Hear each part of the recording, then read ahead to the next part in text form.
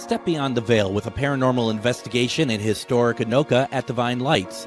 Join experienced investigators Shar Savoy and me, Greg Bakun, for a 3-hour guided exploration using real paranormal tools and intuitive techniques.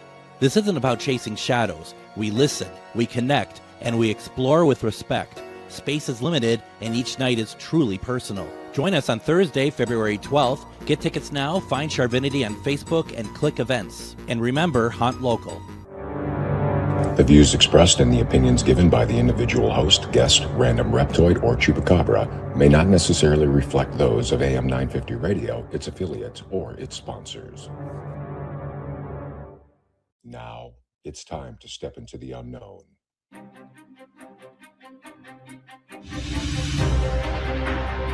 There are things people experience but never talk about. A shadow moving in the corner, flickering of the lights, a disembodied voice. We invite you to talk with us. Share your story, share your experience, because this isn't just your story. This is our story. This is GhostBox Radio with Greg Bakun. And this is GhostBox Radio on AM 950, where every night we talk about the paranormal, ufology, Bigfoot, and so much more. My name is Greg Bakun. Thank you very much for joining us tonight. I hope everyone had a great weekend. As we had a kind of a glimpse at warmer weather, and it's going down rapidly, as so hopefully that we are able to get better temps here soon.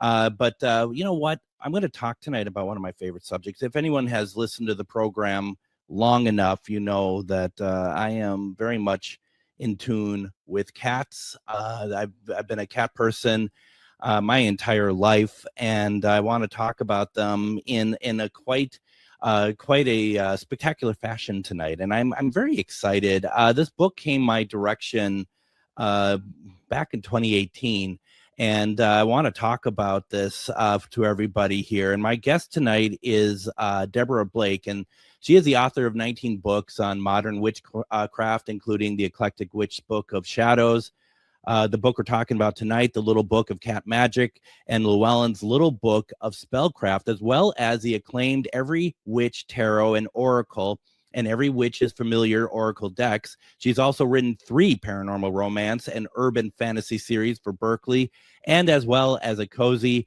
mystery series about a rundown pet rescue. Deborah lives in a 140-year-old farmhouse in upstate New York with numerous cats who supervise all of her activities. I believe it, both magical and mundane. Deborah could be found online at Facebook, Twitter, her popular blog, Writing the Witchy Way, and of course, you can go to her website, DeborahBlakeAuthor.com. Deborah, welcome to GhostBox Radio. Thank you so much. Thanks for having me. So, as I mentioned, anyone who's listened to this show has been either they've been enlightened or just sick and tired of me talking about my cats, the ones who have passed and visit me. The current one I have, sometimes you just can't help it. You're going to hear her meowing during the show because that's just what they do, as you well know. I'm amazed that I don't have cats everywhere. It's because this is the show we would want them to be on. So, of course, they're like, no. No. They are so interesting because my cat is, Puff is so affectionate. She's so wonderful and stuff. And she had been really cuddly yesterday when I was leaving for work. I fed her. She went to another place to sit down where as I was leaving, she was just like not her back to me, but she had kind of a side profile, and I'd be like, bye, Puff. And she just wouldn't look at me. Puff, don't even look at me. Puff. It literally is like I stopped existing. And that's what I found. Now, which one of the thousands? That is Diana. Yes, I love you too. Yes, Diana's full name is Warrior Princess Diana Banana Monkey Monkey Get Down, because all day long, all you hear is me saying Monkey Monkey Get Down, because she's always where she's not supposed to be, isn't she? But yeah, she is actually, she's not an obvious magical cat. I have had, when we'll talk about it from this book, I've had a cat who was, a real familiar, but she is tuned into things in a way that, my other cats are not, including my face. Could we stop licking my face? Could we? She's like, no, mama. Those listening on the radio who cannot see what's happening right now, this cat has just kind of turned our guest into a popsicle, it looks like. Yes, pretty much. Apparently I did not wash my breakfast off my face adequately, hours ago. I don't know. Yeah, she is like Puff, very affectionate, very, very sweet, and also part demon. So, she is either being the most wonderful cat in the world, or she is driving me completely mad, getting into things she's not supposed to. Her favorite thing to do is to, either like walk across the keyboard while I'm trying to, do this sort of thing, or to stand in front of the TV while you're watching, something, and completely block the screen. And if you're not paying enough attention to her, she actually stretches her paws up to reach the top of the screen. And it's a pretty big TV, and then goes like this. Oh, and so she's like trying to Yes, it's just like, I will knock over the TV if you do not pay attention. I will ruin you. Yeah. Yes, look at this sweet innocent face. You would never believe she would do anything like that. Sweet. Yeah. And so this is an interesting part, because you also say part demon, and I mean, here's the thing.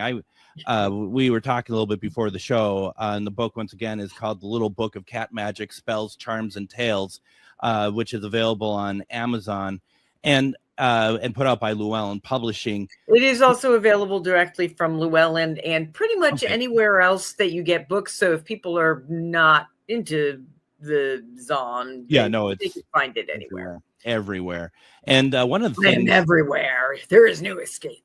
And one of the things that I notice about this is too, it's like there's a lot of spells about a lot of things with cat's health. But one of the things I also noticed too is kind of maybe calming a cat down a little bit. And one of the things that reason why I bring that up, because Linus, who is to me the one of everyone who's listened knows what I think of how wonderful Linus was, but he also was someone who had would just change on a dime, to the point that at one point I put holy water on him, kind of like did it work?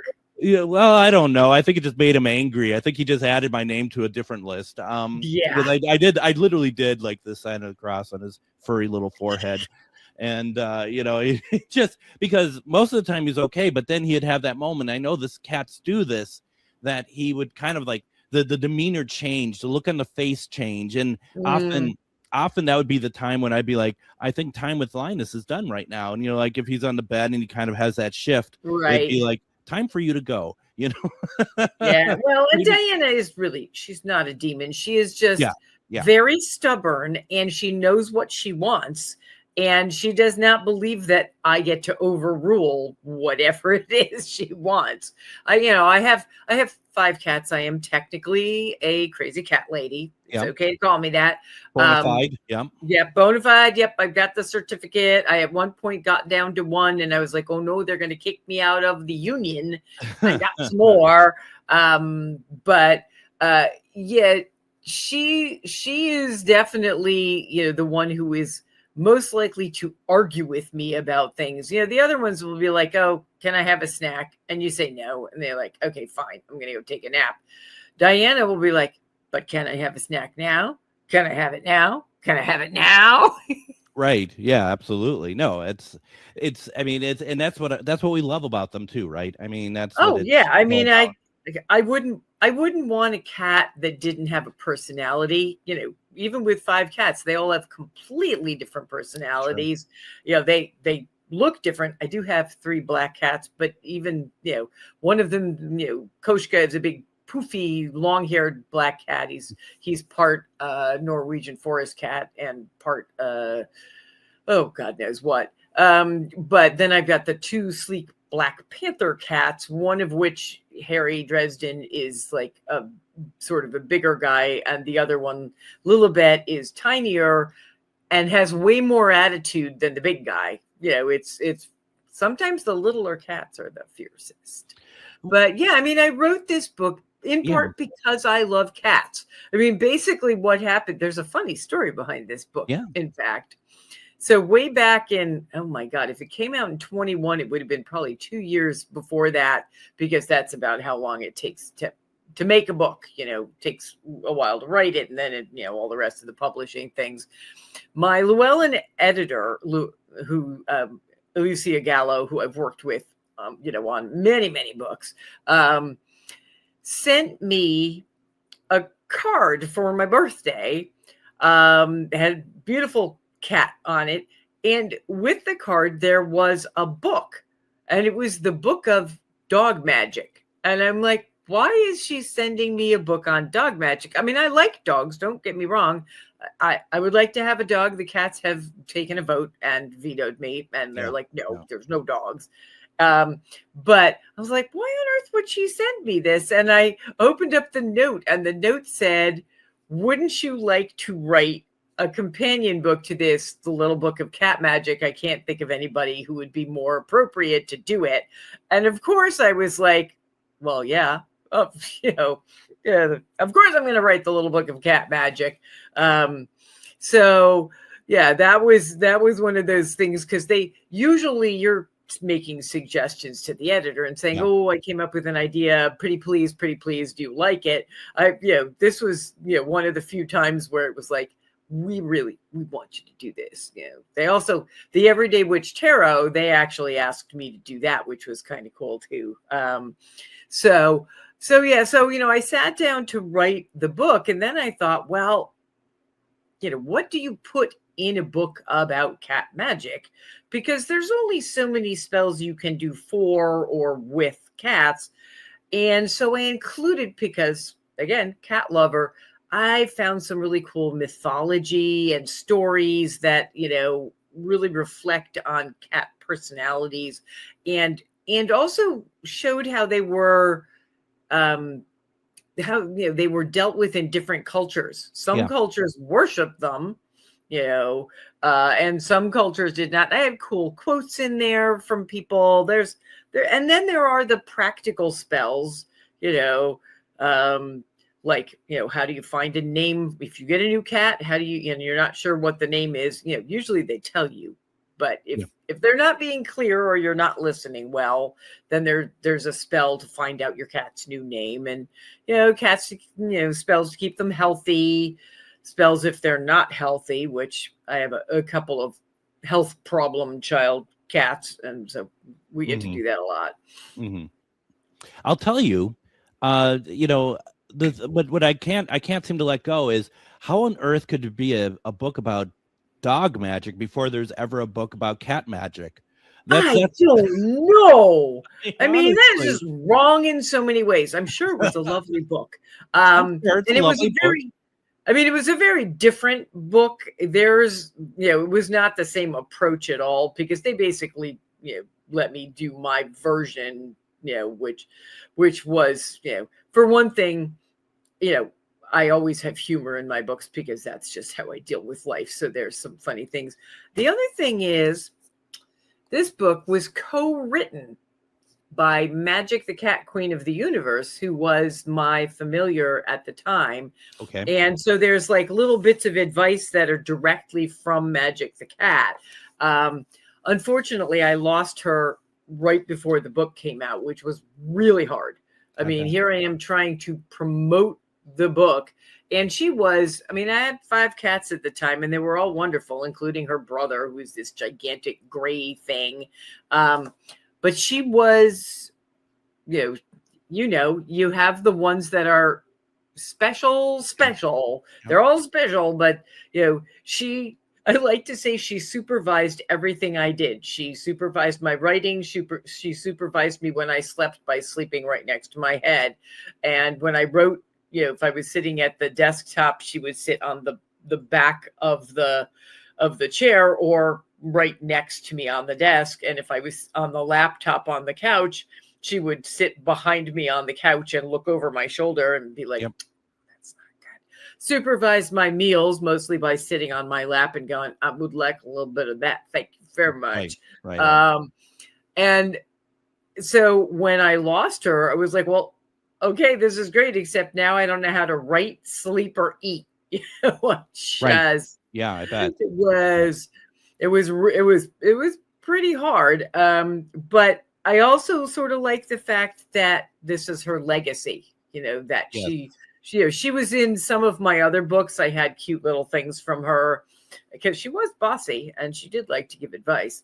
But yeah, this one, specifically had, things from her. So that was kind of cool. That is amazing. In a little bit here, coming up here, we're going to take a break, but I want to show you, because you showed me your cats, or two of them.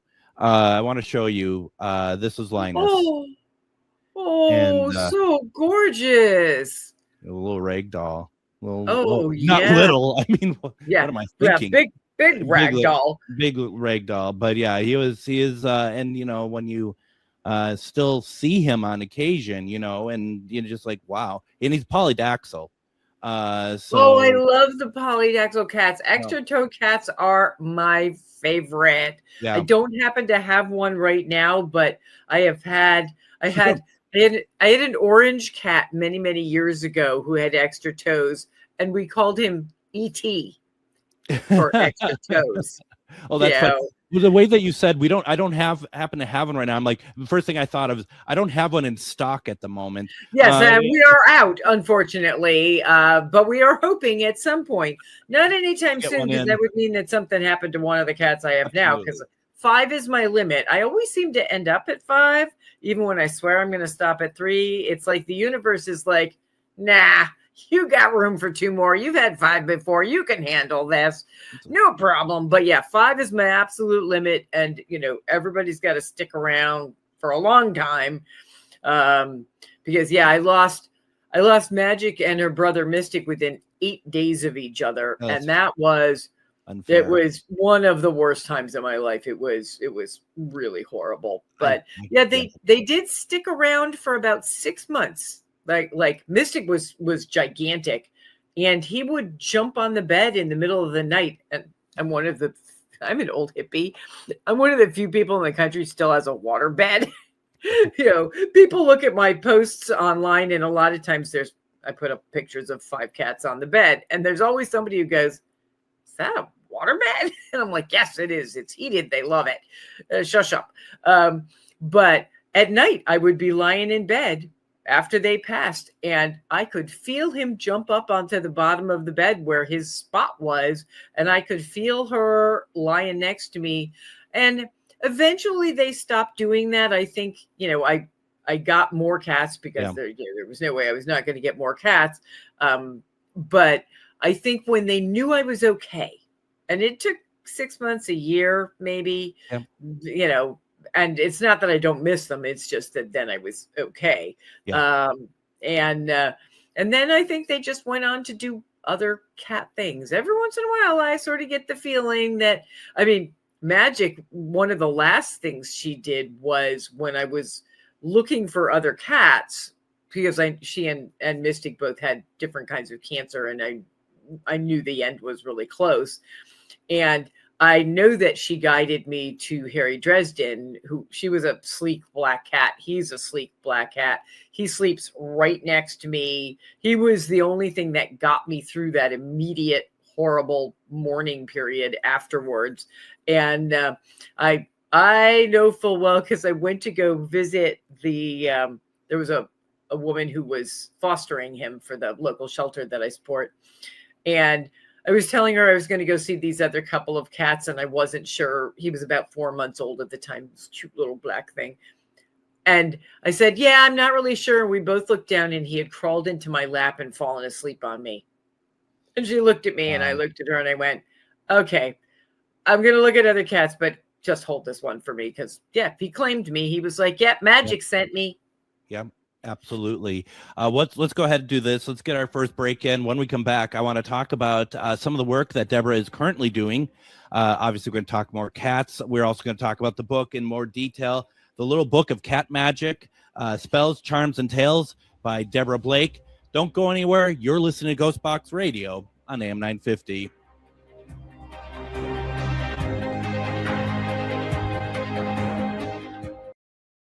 Greg Bakun here. I've been talking for a while about how spooky, fun, and fascinating the Minneapolis trolley tours are, but now there's big news. The Candlelight Ghost Tours now begin at the historic Pillsbury Club, a beautifully restored haunted mansion once owned by Charles Pillsbury himself. Believe it or not, the interior is nearly 200 years older than the exterior. How is that possible? You'll have to come out and find out. Before or after your tour, stop by the on-site market, artisan crafts, and locally inspired treasures. Perfect for picking up a keepsake to remember your haunting adventure. You'll also find exclusive spooky merchandise from Tales of the Crypt and Elvira. Then, climb aboard the climate-controlled trolley as we travel through Minneapolis' haunted hotspots, uncovering ghost stories that locals would rather keep buried. The mansion is restored to perfection, and there is no better way to spend an evening. Visit MinneapolisTrolleyTours.com for tickets and more information. Have you ever met someone who not only can help you on a deep spiritual level, but also potentially change your life? Refined Divine is an extremely gifted psychic medium who travels the nation and lives right here in the Midwest. And she offers mediumship, mentorship, house and business parties, energy healing, palm readings, and so much more. Refined Divine has helped thousands, and she can help you. Hi, this is Psychic Medium Deb. I cannot wait to hear from you. You can go to refineddivinepsychic.com. Greg Bakun here. I've told you about the out-of-the-world roast beef sandwiches at Maverick's Real Roast Beef, but I haven't told you about their Philly steak sandwiches, turkey bacon avocado sandwich, BLT, crispy chicken, fish sandwiches, brisket, or pulled pork. Okay, you get the idea. They make a lot of delicious food to the same standard as their famous roast beef sandwiches, and now I'm starving. I'm going to go to Maverick's Real Roast Beef off Lexington and Roseville, and you need to go too. Check out their menu at mavericksbeef.com. Step beyond the veil with a paranormal investigation in historic Anoka at Divine Lights. Join experienced investigators Char Savoy and me, Greg Bakun, for a 3-hour guided exploration using real paranormal tools and intuitive techniques. This isn't about chasing shadows. We listen, we connect, and we explore with respect. Space is limited, and each night is truly personal. Join us on Thursday, February 12th. Get tickets now, find Charvinity on Facebook, and click events. And remember, haunt local.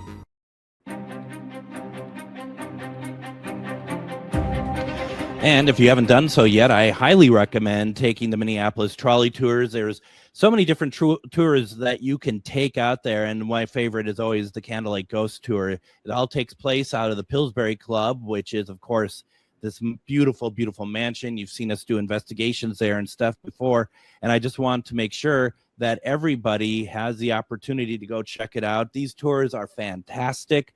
The inside of the Pillsbury Club is amazing. You are going to have a great time, and I really suggest checking it out. Once again, go to MinneapolisTrolleyTours.com. Find the tour that works for you, or take them all.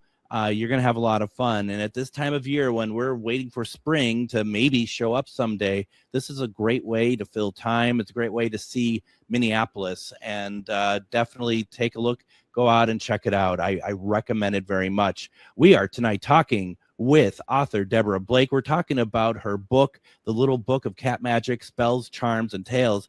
And as we talked about earlier on in the program, if you want to get the book, go to a bookseller, local bookseller, have them order it in or whatever else. But if you're feeling like supporting GhostBox Radio, please go to ghostboxradio.com. GhostBox Book Club. We have the book there with an Amazon affiliated link. All that money comes and helps the show. We'd greatly appreciate it, but we also appreciate if you want to help out local booksellers as well, because I'm sure that they can appreciate the business as well. Where we left off, Deborah, is that we really haven't talked about the book at all. We got distracted by cats. That's really we got distracted by cats. Before we get back to the book, though, what are you working on now? There's a new book coming out, isn't there? Oh yeah, I have a book coming out in the beginning of April. I love this cover. How cool is this? And you'll notice there's a cat on it because I make them put cats on all my book covers. And yeah, this is the Everyday Witches Book of Deities, Ancient Gods for Modern Pagans. That's me. And you'll note from the titles of some of my other books, the Everyday Witch is sort of my thing, because I'm less about doing big fancy rituals for special occasions, although I love those too, and more about how you integrate your spiritual beliefs, whatever they are, in your daily life. I mean, for me, I guess that's part of the reasons why I'm such a cat person, is because cats manifest their own kind of magic. They really do. And so they sort of help me walk my talk. And of course, with deities, there's Bast, who is a cat deity associated with cats, who I think I actually talked about a little bit. I'm pretty sure it's been so long since I wrote this book, because somebody was a little slow getting around to it. Just saying. But there's I have a list of cat deities in here. I thought Freya. So it's the book of deities is going to be helpful for people who want to make connections with God, goddess, deity in general, and don't know where to get started, or have made a start and are sort of floundering around. Cats, of course, will let you worship them at any time. Absolutely. The thing about it too, you mentioned about that book, about how nice the cover is, and it is, and same with this. And I always say this when I have. I love this book. I mean, this cover is so gorgeous. When I have anyone on that has a book published through Llewellyn, all of the Llewellyn books are really stand out, just beautiful, and there's so many great just illustrations in. Didn't they do a great job with this book? I mean, I just, not to sound like a suck up, but I love working with Llewellyn. My first book with them, I'm going to give away my age, came out in 2007. I wrote it in 2005. And that's how long I have been working with them, since 2005. And, I mentioned my editor, who's just wonderful. Everybody there is wonderful. They are just, from the people who write the back cover copy that makes me sound like I know what I'm talking about, to the cover art, the interior art. And, I've been lucky enough to meet some of these folks in person. I used to go out to a convention called PantheaCon, which was out in San Jose, no longer exists, unfortunately. Sure. And I did get to tour the mothership. That was fun. I went to a fiction authors convention that happened to be given in the Twin Cities. Yeah. And while I was there, I got the tour and it happened to be Pagan Pride Day weekend. So I went and hung out at the Llewellyn booth and signed some books. So, Llewellyn is really great to work with, and they make me the prettiest books. They really do. And I want to make sure people understand here too, that, because we do jump around here a little bit, because obviously we love cats, and we're kind of, I feel like we're kind of geeking out over our love for cats together here. But the thing is that I think is important to really note here is, what I love about this book is that you put a lot of context to everything. It's not just about cat magic. It's about why there's where that came from, and what it looks like like you said in the first segment, what it looks like from different cultures and the deities, and all of this stuff about loving your cat, and then you go into different types of spells, and you go into a lot of different areas with this that, I think what really helps is, we just did a get together that we do month to month called Ghost Stories and Beyond. It was about pets in the afterlife, and a couple of times it was a very emotional. I'll bet I probably would have been weeping through the whole thing. We all were, and the thing is like there's a couple people who were talking about their cats that were kind of unruly and stuff, and I think this is such a wonderful way to get a book like this that has spells about helping everyone kind of coexist as well. There's spells on that right. I think. I hate to say this, my cat Linus and AJ were not getting along, and I really wish I could figure out how to have tried to make it work. Meanwhile, this has been sitting on my shelf that whole time.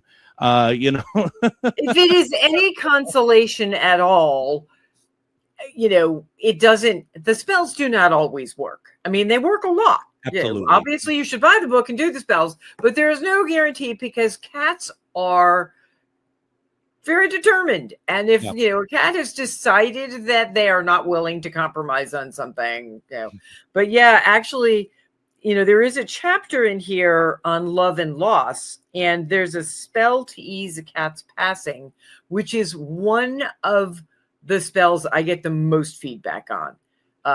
It was, you mentioned my blog at the beginning, and I sort of have let that slide, and I do Patreon instead now because times have changed.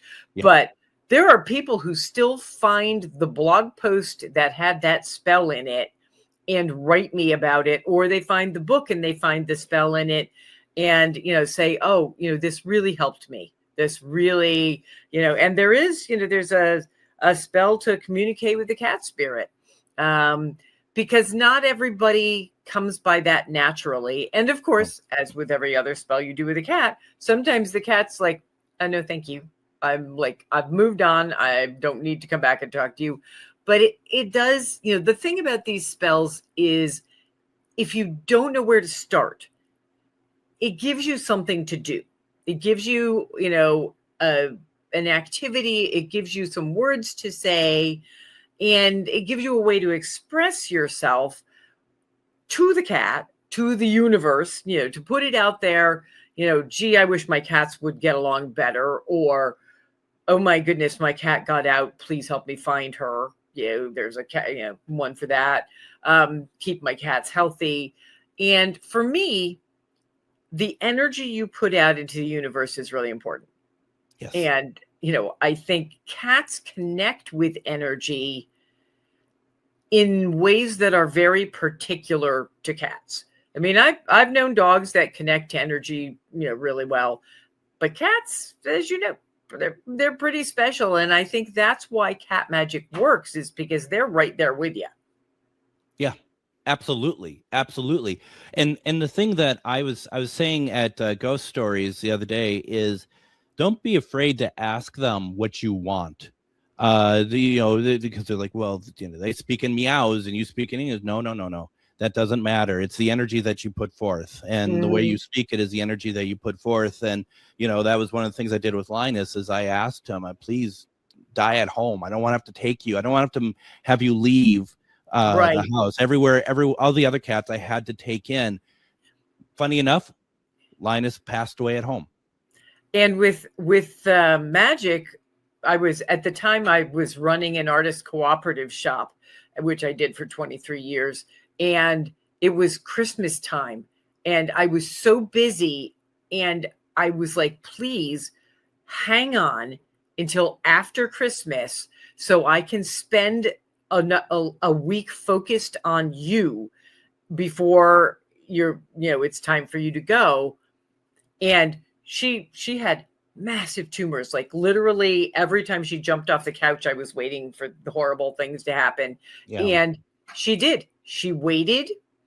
We had the week after Christmas, and literally on the 2nd of January, and she is the only cat I've had who's ever done this, who said to me, I'm ready now. Take me. I've had cats who were like, you could tell they were ready, but they were going to hang around for you, until you were ready. She was not. She was like, no, I did what you asked. I'm done now. I'm in pain. I'm tired. We're going. And I made the appointment, and that was, but yes, she was very clearly willing to give me what I asked for if I was willing to listen to her when it was her time to ask. I'm getting goosebumps. And I mean, it's a remarkable thing. And I do believe they understand a lot more of what you say than, they pretend they don't, get off the counter. Gee, I don't know what that means. You've never said that before. Yeah. But I'm pretty sure they speak English way better than we speak cat. Absolutely. And that's just it. I mean, and I think that's something that, that's something that I think this book is really good at, as well as something that I think a lot of people, they would like to experience, but they don't think that they can. And that is the fact that you can have that that more symbiotic sort of relationship with your cat than you think. There's so many, people are always all about how cats are, standoffish and they're not affectionate and they're this and that. And I have never experienced that. I have known other people's cats who were like that. I've been pretty lucky with, I've always had cats who were pretty affectionate, usually on their own terms, but nonetheless, not, I have known people who have had nasty and unpleasant cats. It does happen. Yeah, Mine, absolutely. of course, are all charming and adorable. Yes, they are. Absolutely, they are. Why wouldn't they be? So why don't we do this? I want to get our next break in here real fast. What we're going to do, I want to talk about familiars. I also want to ask you, Deborah, about how cats come to you when they live with you. How do you get that? We'll try to fit all that in. Folks, don't go anywhere. It's a fascinating conversation. You're listening to GhostBox Radio on AM 950. Greg Bakun here. I've been talking for a while about how spooky, fun, and fascinating the Minneapolis Trolley Tours are. But now there's big news. The Candlelight Ghost Tours now begin at the historic Pillsbury Club, a beautifully restored haunted mansion once owned by Charles Pillsbury himself. Believe it or not, the interior is nearly 200 years older than the exterior. How is that possible? You'll have to come out and find out. Before or after your tour, stop by the on-site market featuring a curated collection of handmade goods, artisan crafts, and locally inspired treasures. Perfect for picking up a keepsake to remember your haunting adventure. You'll also find exclusive spooky merchandise from Tales of the Crypt and Elvira. Then, climb aboard the climate-controlled trolley as we travel through Minneapolis' haunted hotspots, uncovering ghost stories that locals would rather keep buried. The mansion is restored to perfection, and there is no better way to spend an evening. Visit MinneapolisTrolleyTours.com for tickets and more information. Have you ever met someone who not only can help you on a deep spiritual level, but also potentially change your life? Refined Divine is an extremely gifted psychic medium who travels the nation and lives right here in the Midwest. And she offers mediumship, mentorship, house and business parties, energy healing, palm readings, and so much more. Refined Divine has helped thousands, and she can help you. Hi, this is Psychic Medium Deb. I cannot wait to hear from you. You can go to refineddivinepsychic.com. Greg Bakun here. Like you, I love good, fresh, delicious food. So I want to tell you about this treasure in Roseville called Maverick's Real Roast Beef. Maverick's has the best roast beef sandwiches I've ever had. Made fresh every order. Add fries or onion rings dropped in the fryer when ordered, and you have a winning combination. Maverick's Real Roast Beef has a lot more than roast beef, so check out their website, mavericksbeef.com, or check out their restaurant on Lexington in Roseville. Greg Bakun here. It's nice to get out of the Twin Cities and take some travel excursion to some great locations. Minnesota has so much to offer, which is why I love traveling down to Wabasha and staying at the historic Anderson House Hotel. Opened in 1856, this beautiful hotel offers comfortable accommodations, has a delicious restaurant, and even a speakeasy in the basement to unwind with a drink. Located next to the Mississippi River and on Main Street, there is a lot of sightseeing and shopping to do too. To get more information, go to theandersonhousehotel.com.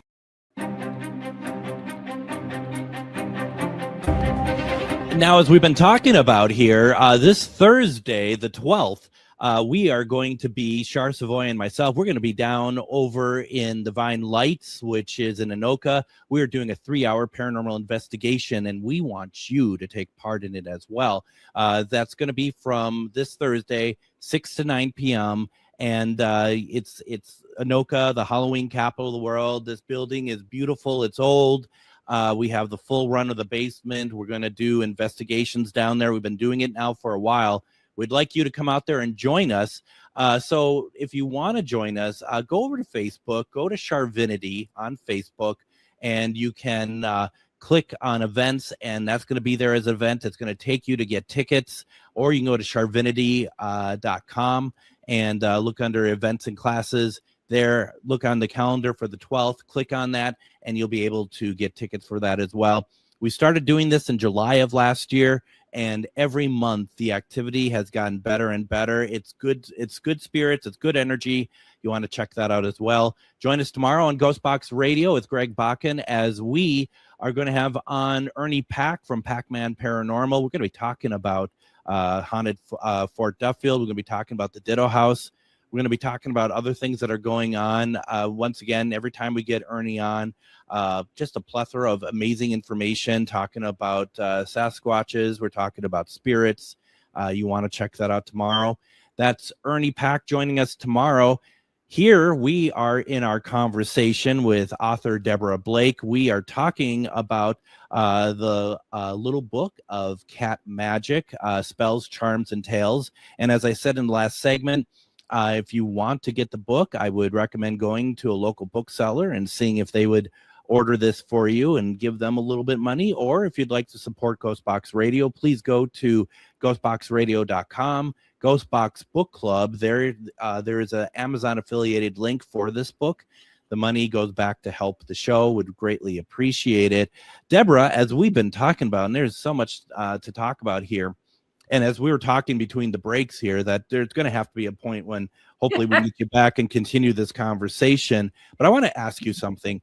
I hear the term a lot, and I think I do know what this is, but I think for those who don't know, and we've thrown this out earlier in the show, what is a familiar?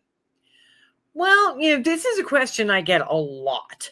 Mm-hmm. A familiar, and it doesn't have to be a cat. This is sort of a misconception people have. My stepdaughter has snakes, and one of her snakes is her familiar. So, she can have that. That's all right. Mm-hmm. But a familiar is basically an animal that lives with a witch and helps them with their magical work. Now, especially with cats, one of the things that you need to remember is that you don't get a cat because you want a familiar. You get a cat because you want the cat. And, if you're looking for a familiar, you can put it out there into the universe. I'm pretty sure there's a spell in this book for that. But not all cats are familiars. When I had Magic the cat, I had 5 cats, and she was the only one who was a familiar. And in fact, she was my first true familiar, and all those years that I'd been practicing witchcraft. But you can usually tell if a cat or another animal is a familiar because of the way they act when you are doing magical work. Basically, most cats will sort of ignore it, or they'll be like, that's interesting, and then stroll out of the room. Magic was famous because when my group, I had a little coven called Blue Moon Circle that we've been together since 2004, if you can believe it. And nobody's turned anybody else into a newt yet. But in the cold weather, like now, we're not meeting outside. So we would meet in my living room around a round table that was built for that. And we would always know it was time to start the ritual because Magic would walk into the room, walk around the table, always clockwise, greet everyone, and then either sit under the table or sit on the couch behind me and supervise, because we talked about she was the supervisor. And when it was time to be done, she would walk around and then stroll out of the room. And we'd be like, well, I guess the ritual's over now. Yeah. And I have never had another cat who did that. She had a thing for sage. You could not leave a sage wand out anywhere. She would pull it off and pull the pieces off. She didn't eat it. She just made a mess of it. But she really had this magical energy. I've had other cats. I do energy healing work, sort of like Reiki, but more intuitive, just a gift I got. And I've had cats who worked with me that way. And, they would literally jump up and sit on the person I was working on in the spot where the person was having the problems. Cats, I'm just saying. And that can be familiar activity, or it could just be cats know things, Basically, you're going to be able to tell if a cat is a familiar by the way the animal behaves when you are actually doing magical things, as opposed to the usual, I'm just staring at the wall and I'm not telling you why I'm staring at the wall. Could be a mouse, could be a ghost. Lots of cats do that. Yeah. Familiars get excited when you do magic. They want to be there. I had one cat that would like yowl. She would, and I'm like, are you saying this spell along with me or telling me I've gotten this wrong? I'm not really sure. But witches will use, pieces from the animal if they have a familiar, like a whisker, which, of course, I specifically say in the book, and I shouldn't have to tell people this, do not pull your cat's whiskers out. They drop out naturally. If you find them, or you find like a piece of discarded claw, or a piece of, like, if you brush your cat, you can use the fur. Yep. You just don't yank the fur out. It's everywhere. If you're a cat owner, it's everywhere anyway. You don't have to look very far. I mean, with 5 cats, every time I sweep the kitchen, it's like I have found a 6th cat. Yeah, right. But yeah, so what they don't necessarily do anything specific, just their presence in your sacred space, in your magical space, boosts your power. And, that's why witches use them. And I think the reason why cats have been associated with witchcraft and familiars and things for, eons, through many cultures, sometimes in a positive way, sometimes not in a positive way, is because there is something innately sort of spooky about cats, not in a bad way, but just that there is that little extra something, that dogs don't seem to have as much. I mean, I've known people whose dogs were pretty intuitive, but cats, you look at them and they know stuff you don't know. Yeah, absolutely. That they also see stuff that you don't see, and I don't mean normal like animals see, like maybe they might see spirits or whatever else. There's something, and I was talking at the Ghost Stories thing about my cat AJ, who is following something that wasn't there, and if it's like a bug or something like that, their pupils get dilated, get really big, but with her pupils stayed the same and almost looked like she was smiling watching whatever was happening. And I really wish I took a picture of it at one point of her face, and it was on an old phone, so that picture unfortunately is long gone. But boy, it was like it's never left my mind, because I know your cats, how they react to certain things, and this is something I'd never seen before, or again for that matter. Yeah, interactions with cats, especially magical interactions or paranormal interactions, are just fascinating, because cats are fascinating. Yeah, just ask one. They really no kidding, right? No, it's now I was going to ask you also because you kind of have a steady stream coming in of animals, which are cats. Let's be very honest about it. We like Puff came to me. I believe fully that Puff came to me from Linus. I believe that Linus came to me from my other rag doll, Dave. What have you found with the cats that have come into your life? How the cat distribution system, keeping them in stock over at your house, right? Yeah, sadly that does not seem to be a problem. Yeah. But yes, my current cats, definitely Harry Dresden, magic found him and sent me to him. There is no question in my mind. There was something about that interaction. When I first went to meet him, he was a 4-month-old kitten, and Magic was dying. Her brother was dying. I knew I understand that there are a lot of people who need to wait after they've lost an animal to get another one. I'm like mourning so badly. I need something to pet. And at that time, I was actually down to my last cat, who had never been an only cat. And he was not going to understand why he didn't have brothers and sisters around. So, and I had lost their mother the year before. So we'd had this sort of steady decline from 5 down to 1. And so, yeah, Harry was absolutely sent to me by Magic. And then I had a friend who said, I know you're I was going to have 3. Nice, reasonable number 3. She said, I know you're looking for a cat. I happened to find one at, she had a friend who ran a shelter, like more of a rescue for like cats who were too sick to ever be rehomed. But there had been this 25 cat hoarding situation, and they spread all of them out everywhere. And I went in determined to get one cat. One, because I'd already found Harry and I had, Angus Mac at home. And there were 4 kittens in a room, and they were probably 5 months old. Nobody really knew because, again, cat hoarding. And I had gone to look at this little gray girl with orange in her, and she's very, very pretty and very, very sweet. And then I saw this puffy black guy who was her brother, who he looked like a little lion. I mean, he was just he has like the tufts of fur and the toes and the whole thing. Mm-hmm. And I sat there for a while trying to decide between these 2 cats.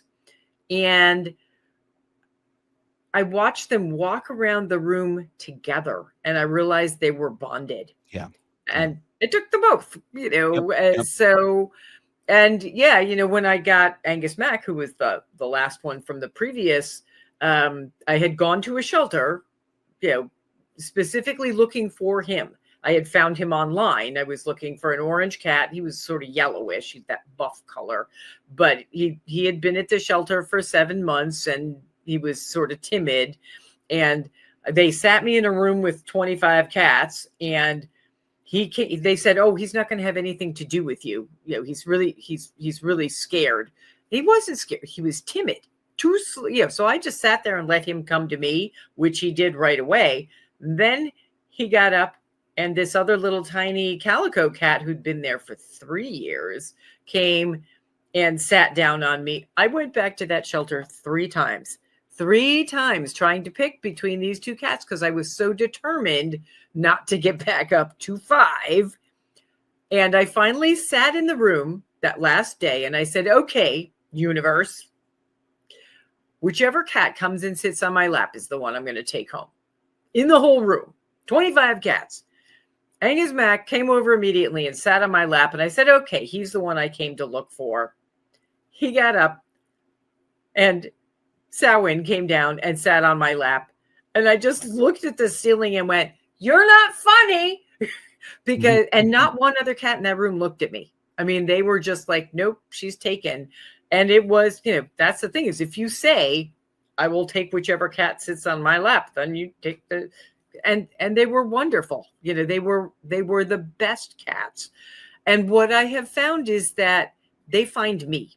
Even when I am looking for a cat, the cat I'm supposed to have is the one. When I got Magic and Mystic, they were teeny tiny little kittens, and their mother had been turned in because she got pregnant, and she was terrified and sickly.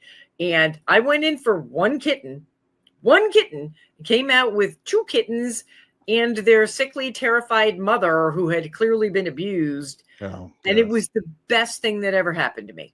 So what I say is you have to listen to that voice, and it really comes from here. It doesn't come from your head. But, when they choose you, you just got to go with it. And then stop going to the shelters because you don't know who else will choose you. Because you're gonna choose often, right? That's going to be the thing. And as we're wrapping up here, we have less than a minute left here. I just got to say, before Puff came into my life, when I was ready to get another cat, I had decided that if possible, I was going to maybe do a bonded cats. But this is how it worked out. This was exactly what worked out for what we needed. I want to say, as we're wrapping up here, once again, the book is called The Little Book of Cat Magic, Spells, Charms, and Tales. Pick this up. This is a great book. Even if you're not going to be practicing the spells in here, there's a lot of great information in here as well. You definitely want to enjoy this and take a look at it. It's available everywhere through Llewellyn Publishing. Deborah, this was great. Let's do this again. Thank you so much for having me. Thank you very much for being on. We're going to be back tomorrow. We're going to have Ernie Pack with us. Everyone, have a fantastic night.